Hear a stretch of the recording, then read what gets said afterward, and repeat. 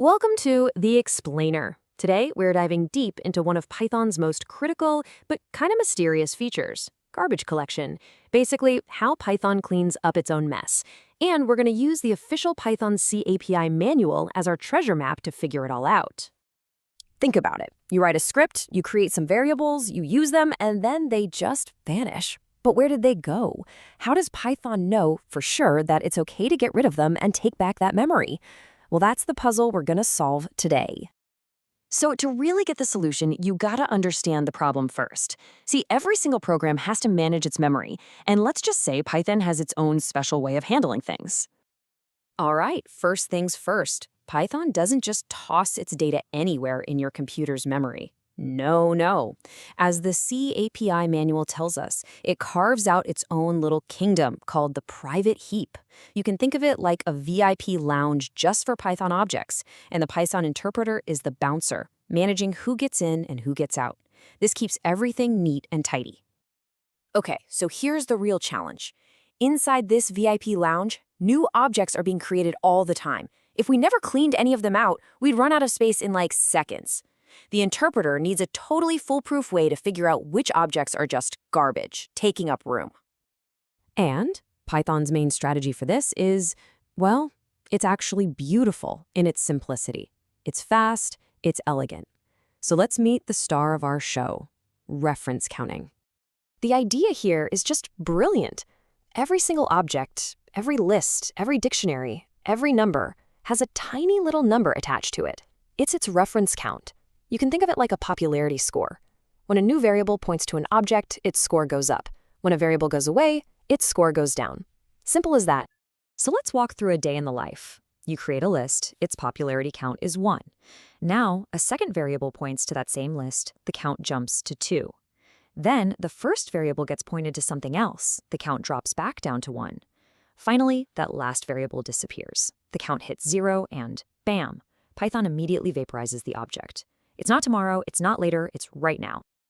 And hey, don't just take my word for it. This quote from the manual gets right to the point. The whole system is designed for one reason, to make sure an object stays alive for exactly as long as something, anything, is still using it, not a moment longer. And for all you folks who love to peek under the hood, the C API manual shows us the actual machinery. When a reference goes away, the interpreter calls this little C macro called pi_decref. That's decrement reference.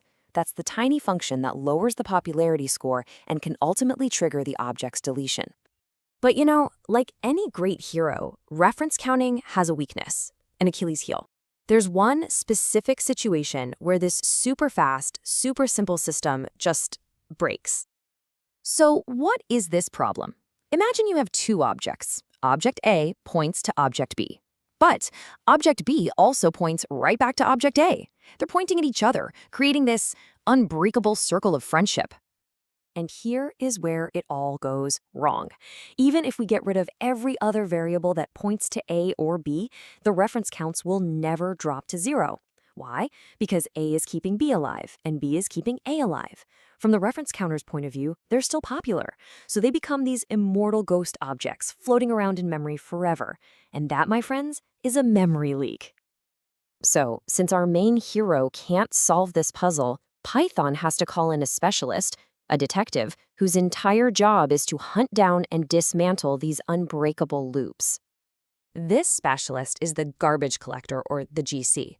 Now, this is a totally different system. It's not running constantly because that would be slow. Instead, it wakes up every once in a while with a single mission: find groups of objects that are only pointing to each other and have no connection to the rest of the program. And this detective is smart. It doesn't waste time checking things like numbers or strings. I mean, they can't refer to other objects, so they can't create a cycle. Nope, it focuses its investigation only on what the C API calls container objects.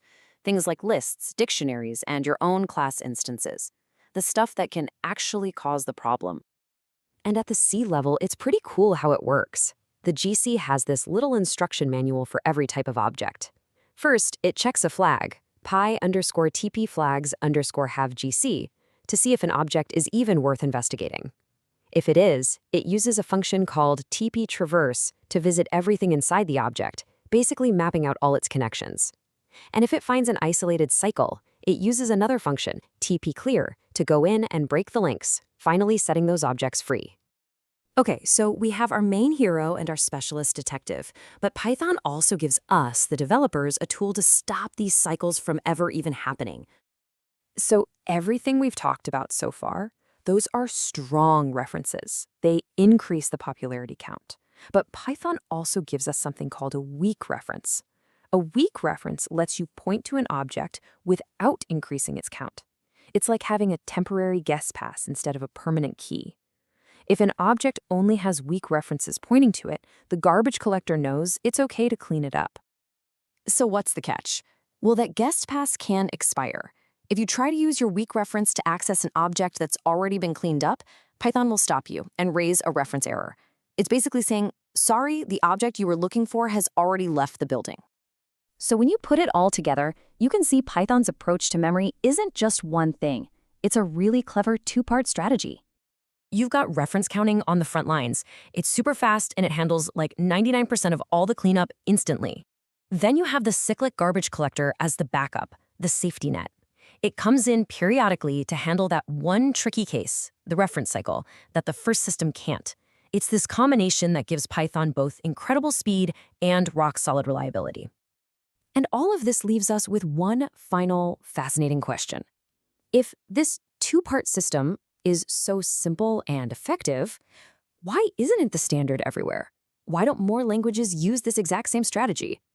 It really makes you think about all the different choices and trade-offs that go into designing a programming language.